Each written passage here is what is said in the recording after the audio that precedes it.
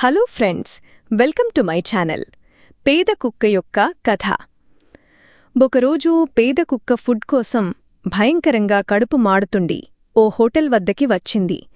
అక్కడుండే మనుషులు దానిపై నవ్వారు. కొంతమంది చెంపపైకి నీళ్లు పోశారు, కొంతమంది తిట్టారు. కాని అది ఎవ్వరినీ కూడా ఏమీ అనలేదు, కేవలం శాంతిగా చూసింది. ఇంతలో ఒక చిన్న అబ్బాయి హోటల్లోంచి బయటకు వచ్చాడు.